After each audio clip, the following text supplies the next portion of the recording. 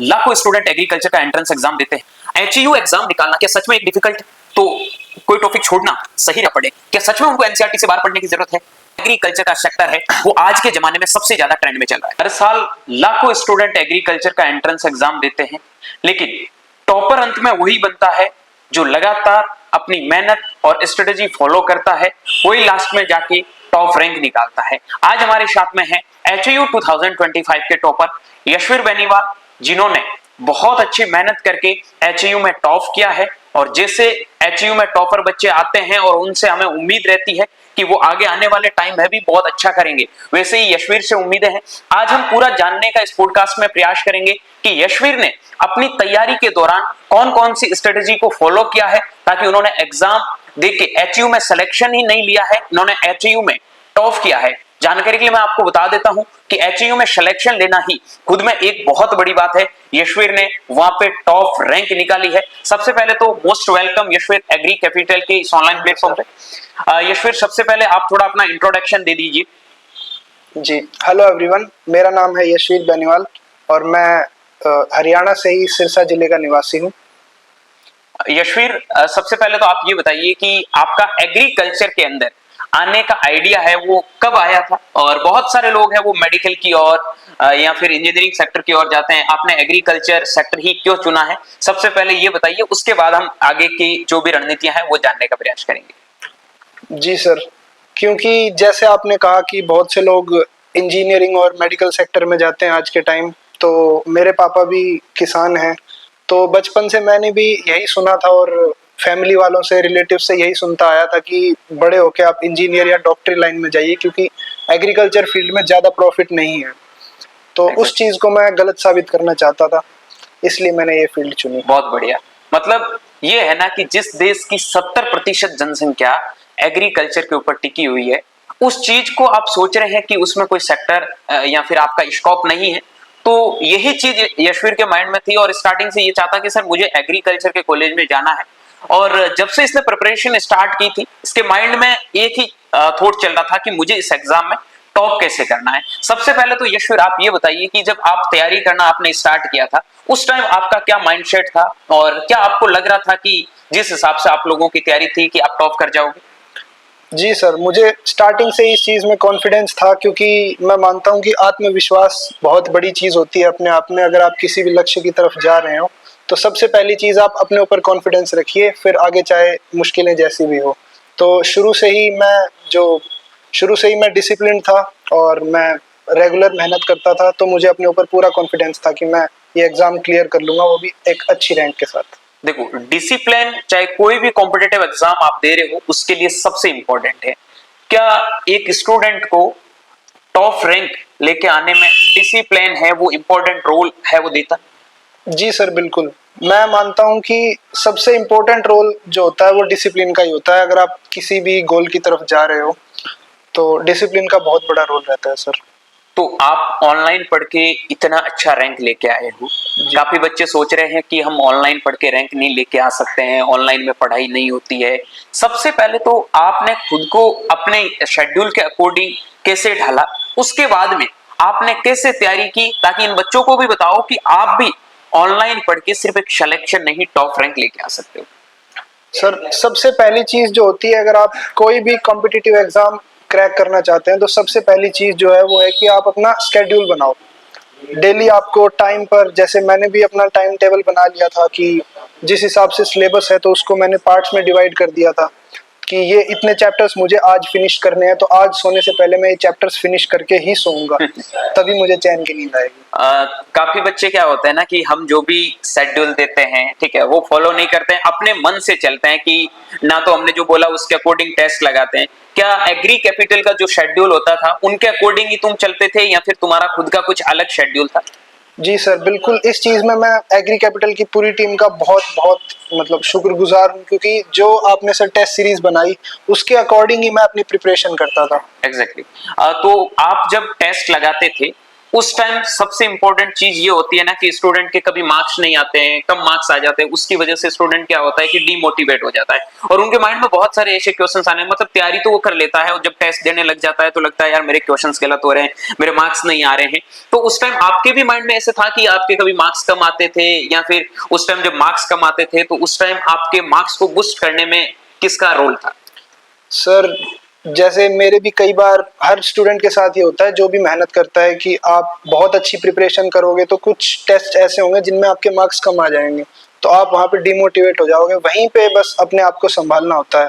तो हाँ, मेरे साथ भी ऐसा हुआ, बहुत सारे अप्स एंड डाउन्स हुए। किसी टेस्ट में खराब मार्क्स आते थे तो मेरा बिल्कुल मतलब मूड खराब हो जाता था कि इतनी मेहनत कर रहा हूँ फिर भी डिजर्विंग मार्क्स क्यों नहीं आ रहे हैं।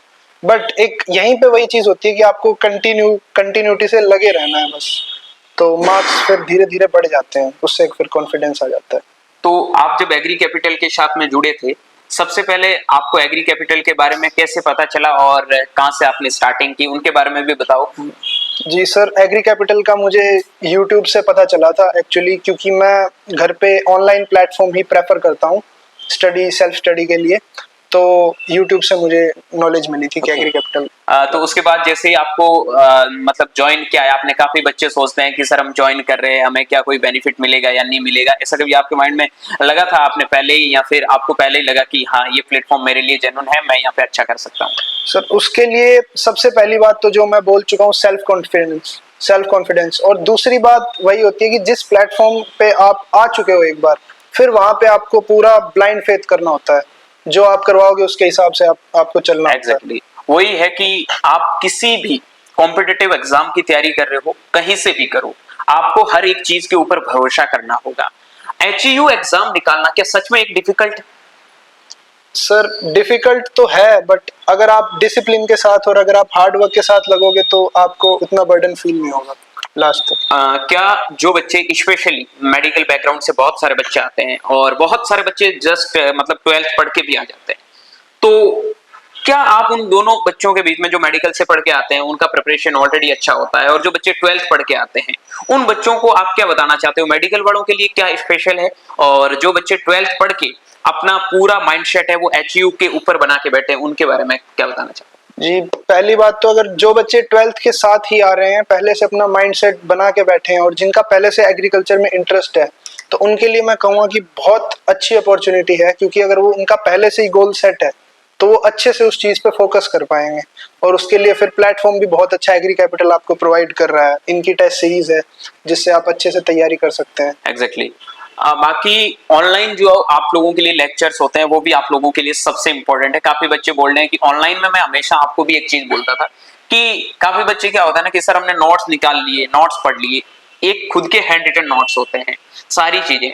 ये कॉम्पिटिटिव एग्जाम में, हम भी कॉम्पिटिटिव एग्जाम निकाल के आए, तुमने भी निकाला है, बहुत बहुत बच्चे होते हैं जिनका माइंडसेट यही होता है कि जो चीजें हम हाथ से लिखते हैं वही हमें लास्ट तक याद रहती है। तो थोड़ा उन बच्चों को बताओ जो स्पेशली बोलते हैं कि सर हमें नोट्स दे दो, हम प्रिंट निकाल लेंगे, ये कर लेंगे, वो पढ़ लेंगे, क्या वो आपके लिए सच में हेल्पफुल है, या फिर खुद से लिखने वो चीजें सही रहती है? सर मैं ये मानता हूँ कि जिस हिसाब से मैंने प्रिपरेशन की है कि आप लेक्चर्स ऑनलाइन देख सकते हो, बट आप नोट्स अगर खुद से हैंड रिटन बनाओगे तो वो चीज़ आपके माइंड में ज़्यादा टाइम तक रहेगी और उसमें क्लियरिटी ज़्यादा आती है। हमेशा मैं एक चीज आप लोगों को बोलता हूं कि एनसीईआरटी पहले पढ़ो, उसके बाद में आप लेक्चर देखो, आपको चीजें समझ में आती है। आप भी वही चीज करते थे या एनसीईआरटी बिल्कुल नहीं पढ़ते थे? सर एनसीईआरटी अगर मैं स्पेशली बायो में बात करूं तो बायो में मैंने सिर्फ एनसीईआरटी पढ़ी है। और मैं जितने भी लोग अब इस पॉडकास्ट को देख रहे हैं उन सभी को मैं यही रिकमेंड करूंगा कि एचयू के अगर आप एंट्रेंस एग्जाम की तैयारी कर रहे हो तो बायो के लिए आप एनसीईआरटी को पकड़ के चलिए और एनसीईआरटी में अपनी मास्टरी हासिल कीजिए। एग्जैक्टली चाहे आप एग्रीकल्चर से हैं, चाहे आप बायोलॉजी बैकग्राउंड से हैं, चाहे मैथमेटिक्स बैकग्राउंड से, जो आपका मेजर सब्जेक्ट है, लाइक जो बायो वाले हैं उनके लिए बायोलॉजी, मैथमेटिक्स वाले मैथमेटिक्स, और जो एग्रीकल्चर वाले हैं उनके लिए एग्रीकल्चर। तो सबसे इंपॉर्टेंट एग्रीकल्चर और बायोलॉजी के लिए ये है कि जो चीजें हम एनसीईआरटी बेस पे ही पूरी चीजें कवर करवाते हैं, तो उनके ऊपर आप बिलीव रखिए। और एनसीईआरटी अगर कोई भी कहीं से भी आप पढ़ रहे हैं तो एक बार आप एनसीईआरटी को जरूर पढ़िए, वही आप लोगों के लिए सबसे इंपॉर्टेंट होने वाला। बाकी मैथमेटिक्स से जो बच्चे स्पेशली आप कंटिन्यूअस प्रैक्टिस करते जाइए, जो चीजें आपको आज पढ़ाई जा रही है वही कवर करिए। यशवीर टेस्ट देने के बाद में क्या होता है ना कि बच्चे बिल्कुल भी एनालाइज नहीं करते हैं अपने टेस्ट को लेके, और उनको लगता है कि टेस्ट दिया, हाँ जैसा भी नंबर आए कोई फर्क नहीं पड़ता। आपने जैसे कोई टेस्ट दिया है, आपके मान लो कि 200 में से 60 नंबर, 70 नंबर, 80 नंबर जो भी आए, आप उसके बाद एनालाइज करते थे या फिर ऐसे ही छोड़ देते कि जो सही हुआ वो हो गया, गलत हुआ वो हो गया? सर मैं ये मानता हूँ कि सेल्फ स्टडी और प्रिपरेशन अपनी जगह है, बट सबसे इम्पोर्टेंट चीज जिससे आपका इम्प्रूवमेंट होगा, जिससे आपके मार्क्स बढ़ेंगे, वो होता है ज्यादा से ज्यादा टेस्ट दो और उनको एनालाइज करो। एग्जैक्टली हाँ, वही चीज है कि एनालाइज आप किसी चीज का करोगे कि मैं कहाँ गलती कर रहा हूँ। स्टार्ट कोई ऐसा पार्ट बताओगे जो आपका थोड़ा वीक था और उसके ऊपर आपने किस हिसाब से अपनी कमांड बनाई और अच्छी रैंक लेके आए? सर फिजिक्स में मैं कहना चाहूंगा कि मेरा थर्मोडायनेमिक्स और काइनेटिक केटीजी वाला जो पार्ट था वो मेरा वीक था। तो उसको स्ट्रॉन्ग करने के लिए मैंने उस पोर्शन से जितने भी टेस्ट सीरीज हो सकती थी वो सभी टेस्ट मैंने लगाए और उनके सॉल्यूशंस वगैरह चेक किए। तो उससे फिर धीरे धीरे मेरी उस टॉपिक पे कमांड बन गई। ओके, आप कुछ ऐसे टॉपिक्स बताओगे जिनका वेटेज एचयू के अंदर बहुत ज्यादा है, जो स्पेशली आप फिजिक्स और केमिस्ट्री की बात करें? सर कोई स्पेसिफिक टॉपिक तो मैं वैसे नहीं कहूँगा, मैं कहूँगा कि आपको ब्रॉडली पूरा सिलेबस ही एक बार अच्छे से रिवाइज कर लेना चाहिए।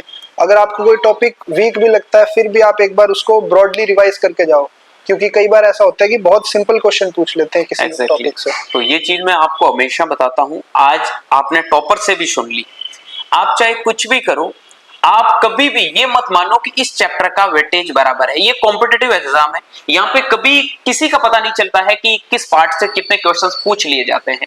तो आप लोगों को सारे चैप्टर को इक्वल डिस्ट्रीब्यूशन के साथ में लेके चलना है, तभी आप लोगों को टॉप रैंक मिलेगी। यशवीर एक चीज आप मेरे को बताइए कि टॉपर्स आपको बनना है तो आप एक चैप्टर भी नहीं छोड़ सकते हैं। काफी बच्चों का माइंडसेट ऐसे होता है कि मेरा कहीं ना कहीं सिलेक्शन हो जाए, जो मुझे टॉपिक नहीं आ रहा है वो मैं छोड़ दूं।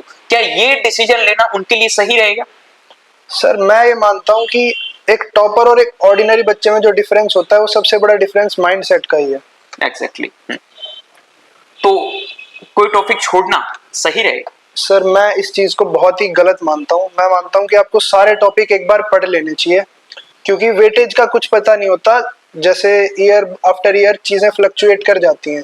तो मेरे हिसाब से आप कोई भी टॉपिक छोड़ नहीं सकते, सारे टॉपिक इंपॉर्टेंट है। जैसे आपने पीवाईक्यू किए 2016 से लगाकर 2024 तक के, तो उसमें बहुत सारे क्वेश्चंस आउट ऑफ एनसीईआरटी देखने को मिलते थे, लेकिन 2025 का सिलेबस पूरा एनसीईआरटी बेस्ड कर दिया, आपका पेपर भी पूरा एनसीईआरटी बेस्ड आएगा। अभी जो बच्चे प्रिपरेशन कर रहे हैं वो बच्चे सोचते हैं कि सर एनसीईआरटी के बाहर हम क्या पढ़ें, क्या सच में उनको एनसीईआरटी से बाहर पढ़ने की जरूरत है?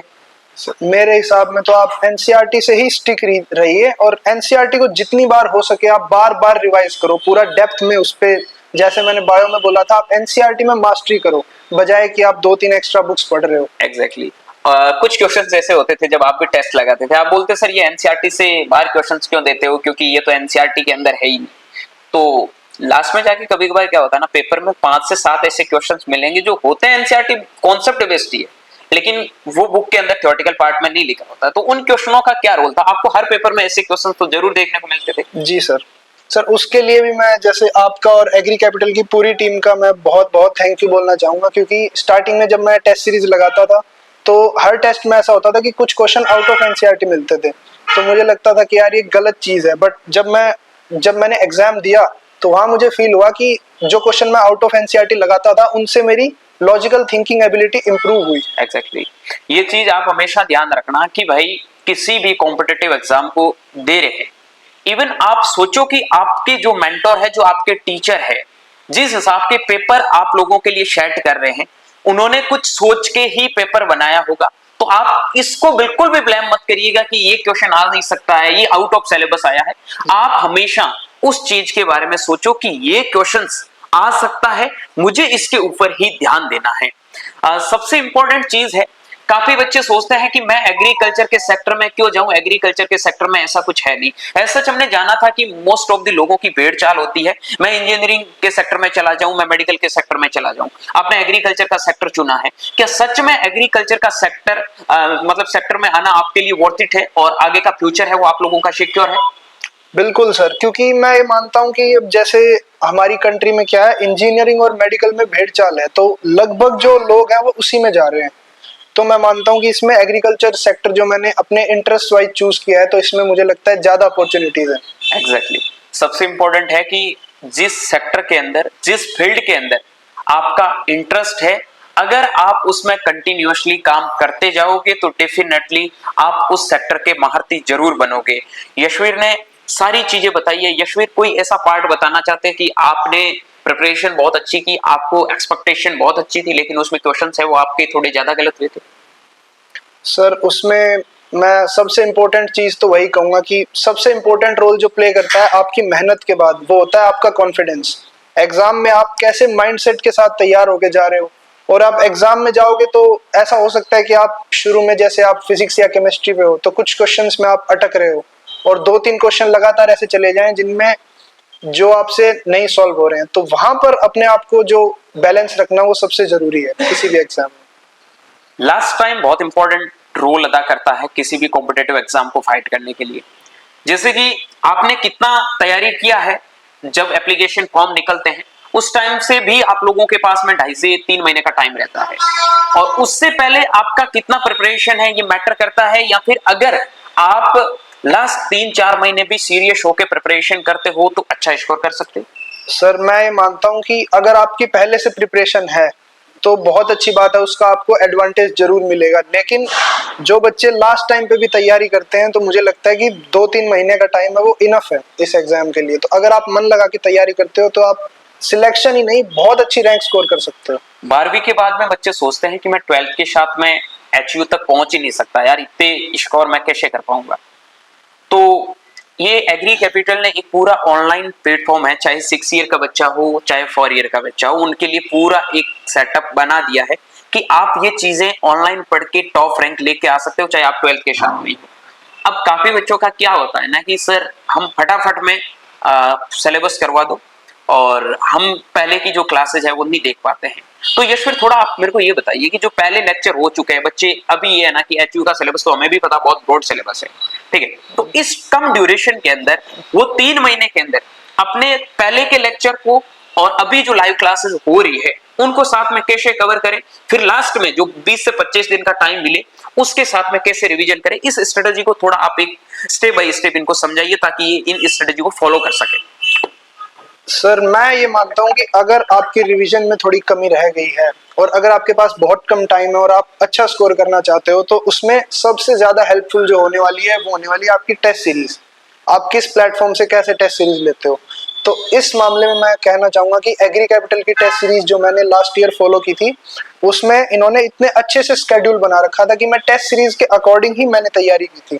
जब लास्ट का मेरे पे 1-1.5 महीना बचा था तो टेस्ट सीरीज के अकॉर्डिंग ही मैंने तैयारी की, और उससे फिर धीरे धीरे पता नहीं लगा, मेरे मार्क्स धीरे धीरे इंप्रूव होते चले गए और फिर रिजल्ट भी ये अच्छा चीज हम पहले तक सारी तैयारी करवा दी, अभी जो बच्चे बोर्ड के पेपर दे के आते हैं, तो यशवीर ने यही चीज बताई है कि जो हम टेस्ट सीरीज का लास्ट में अभी जो 12वीं का पेपर होने के बाद में एक शेड्यूल सेट करते हैं कि कोई भी बच्चा अगर 12th के बाद में सिलेक्शन लेना चाहता है तो वो शेड्यूल को फॉलो करे। जैसे हमने क्या किया, एक चैप्टर वाइज पहले स्टार्टिंग से कि आप 3 दिन बाद में कोई टेस्ट दे रहे हो, तो मुझे नहीं लग रहा कि एक चैप्टर का 3 दिन आपको टाइम मिल रहा है, तो उसमें आप इजीली क्लासेस भी ले सकते हैं, उसके अंदर आप इजीली उनके टेस्ट देके अच्छा स्कोर भी कर सकते हैं। क्या ये पॉसिबल है?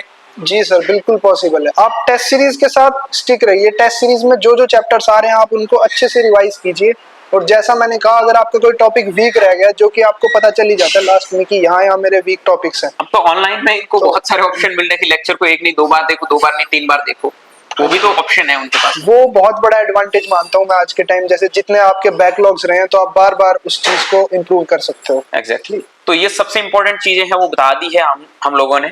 और यशवीर, कुछ ऐसी स्ट्रेटेजी जो आप बच्चों को बताना चाहते हैं जो भी एचयू की प्रिपरेशन कर रहे हैं, चाहे वो 4 ईयर की हो चाहे 6 ईयर की हो, और उनको थोड़ा ये भी बताओ कि एग्रीकल्चर के सेक्टर में क्या क्या आपको ऑप्शन मिल सकते हैं, क्यों एग्रीकल्चर का सेक्टर है वो आज के जमाने में सबसे ज्यादा ट्रेंड में चल रहा है।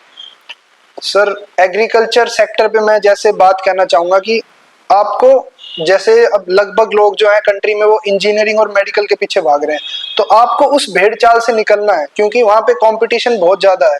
अगर आप एग्रीकल्चर सेक्टर में आओगे तो यहाँ पे कंपैरेटिवली उससे कंपटीशन कम है, इसलिए यहाँ पे आपको अच्छी अपॉर्चुनिटीज मिलने वाली है, और उससे कम हार्डवर्क में आप उससे अच्छी जो पोस्ट पे आप सिक्योर कर सकते हो। बिल्कुल, कंपटीशन अगर दूसरे लेवल की देखे तो कम है, आप अच्छे से अपने फ्यूचर को सिक्योर कर सकते हैं। जो भी पेरेंट्स बच्चे अपने बच्चों को एग्रीकल्चर के सेक्टर की ओर लेके जाना चाहते हैं, नो डाउट आप इस सेक्टर में आइए।